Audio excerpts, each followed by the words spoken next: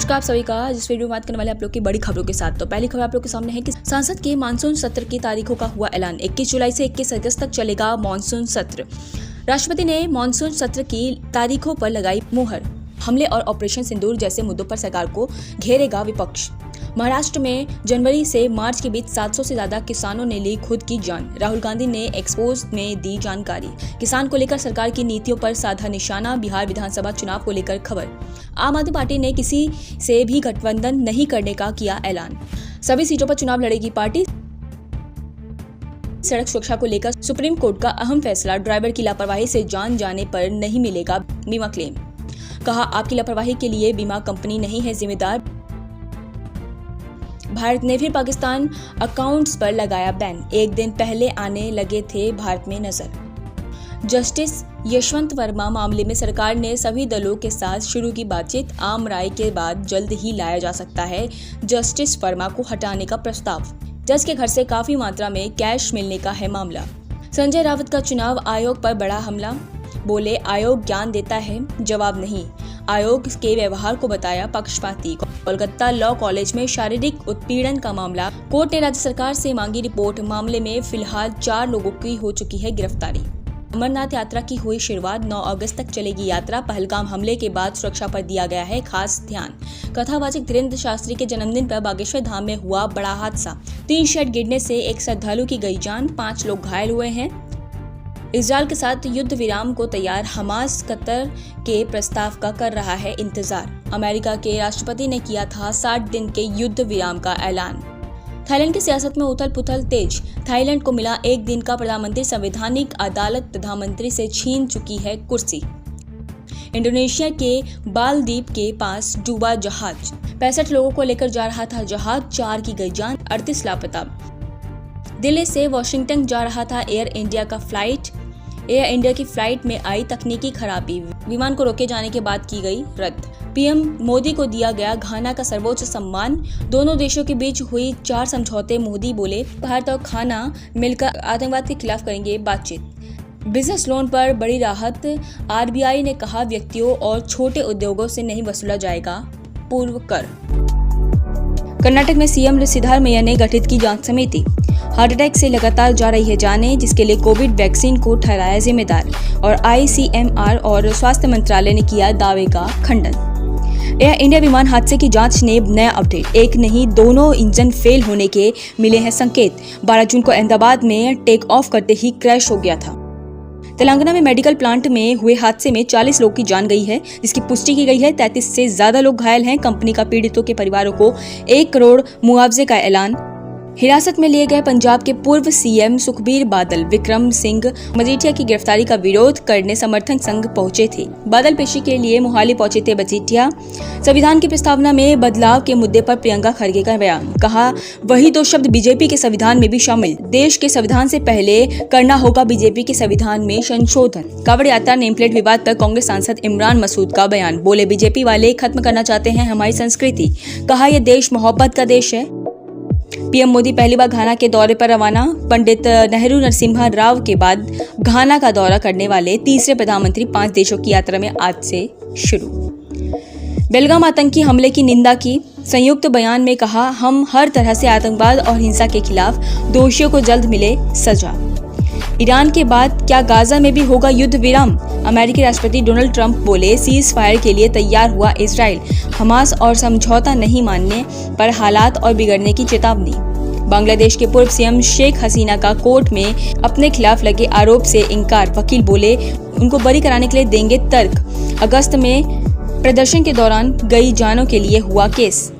California में yellow कॉन्टेज के fire workers ware house में भीषण विस्फोट। 15,000 फीट तक उठा आग और धुएं का गुब्बारा। लोगों के बीच दहशत का माहौल। पीएनबी में न्यूनतम बैलेंस नहीं होने पर अब नहीं लगेगा जुर्माना। नया नियम 1 जुलाई से लागू किया गया है। ग्राहकों पर कम होगा वित्तीय दबाव। अब इस बुलेटिन में बात होगी आप लोग के चुनाव आयोग में इंडिया गठबंधन के प्रतिनिधियों का मुलाकात। कांवड़ यात्रा को लेकर छिड़े विवाद की देंगे संसदीय समिति की बैठक में क्यों मचा घमासान युद्ध। एयर इंडिया हादसे की जांच में क्या हुआ नया खुलासा। सांसद सुरक्षा मामले से जुड़ी याचिका पर क्या है कोर्ट का फैसला। और बुलेटिन के आखिर में देखा जाएगा कि कार्टून एस इरफान की किस खबर पर पड़ी है तिरछी नजर। लेकिन दिन भर की तमाम खबरों के साथ हम लोग सुर्खियों पर नजर डालते हैं। किसका साथ किसका विकास। देश खाद को लेकर कांग्रेस सांसद राहुल गांधी ने पीएम मोदी को घेरा। चीन पर ज्यादा निर्भरता का लगाया आरोप। दिल्ली सीएम रेखा गुप्ता के बंगले का होगा रेनोवेशन। 24 एसी 5 स्मार्ट टीवी लगेंगे। केजरीवाल के बंगले को भाजपा ने कहा शीश महल। पटना के ज्ञान भवन में बीजेपी की बैठक में कुर्सी ढूंढते रह गए।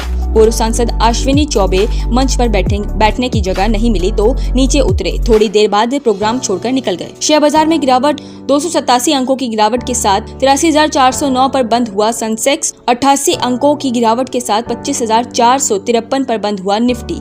ये तो थी सुर्खियां। अब बात आज की खबरों के साथ करते हैं।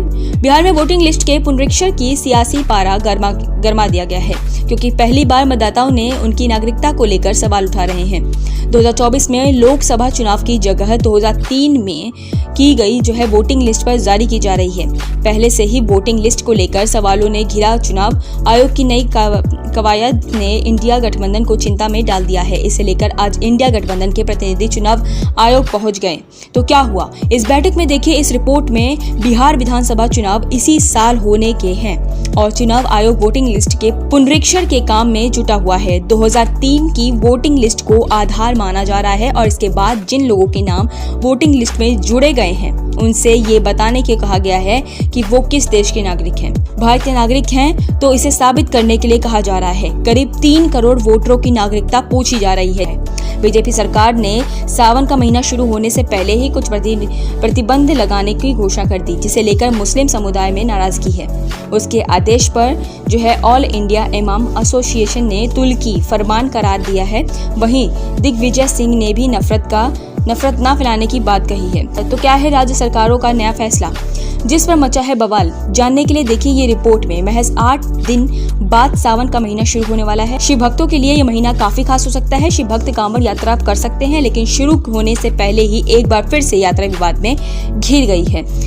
एक बार फिर से नेम प्लेट और नॉन वेज को लेकर बहस छिड़ गई है। बीजेपी शासित राज्यों में खास तौर पर इस यात्रा को लेकर कई प्रतिबंध लगाए जा रहे हैं। दिल्ली, यूपी, उत्तराखंड सरकार ने कुछ नए नियम लागू किए हैं। दुकान पर मालिक का नाम, लाइसेंस और पहचान पत्र अनिवार्य कर दिया गया है। उत्तराखंड में मांस की दुकानों को बंद करने का आदेश दिया गया है। इन नियमों का पालन न करने वालों को खिलाफ कानूनी कार्रवाई होगी और 2 लाख तक का जुर्माना देना होगा, जिस पर अब पूरा समाज 2 गुटों में बंट गया है। इस मुद्दे को लेकर सियासी बयानबाजी भी छिड़ गई है। मुस्लिम नेताओं ने इस फैसले पर आपत्ति जताई है। ऑल इंडिया इमाम एसोसिएशन ने इसे तुर्की फरमान करार दिया है। एसोसिएशन के अध्यक्ष मौलाना साजिद रशीद ने कहा कि देश का संविधान धर्मनिरपेक्ष है। सभी धर्म की सरकार है, तो फिर एक धर्म के लिए क्यों काम किया जा रहा है? ये बहुत दुर्भाग्यपूर्ण है। वहीं कांग्रेस सांसद इमरान मसूद ने कहा कि बीजेपी साझा संस्कृति और साझा विरासत की नष्ट करना चाहती है। जो लोग भक्ति में सरोवर आते हैं, उनकी सेवा में सभी लोग लग जाते हैं। वो मुस्लिम बहुल क्षेत्रों से होकर भी गुजरते हैं। मुसलमान भी उनकी सेवा करते हैं, काम करते हैं, उनको इससे भी परेशानी होती है। उन्होंने पिछले सावन में छिड़े नेम प्लेट विवाद का जिक्र करते हुए कहा कि पिछली बार भी इन्होंने कोशिश की थी, लेकिन पिछली बार भी लोगों ने इनकी बात नहीं मानी थी, लेकिन इस बार फिर से शुरुआत की जा रही है। तो आप सभी किस पे क्या राय है, कमेंट बॉक्स में कमेंट करके जरूर बताएं।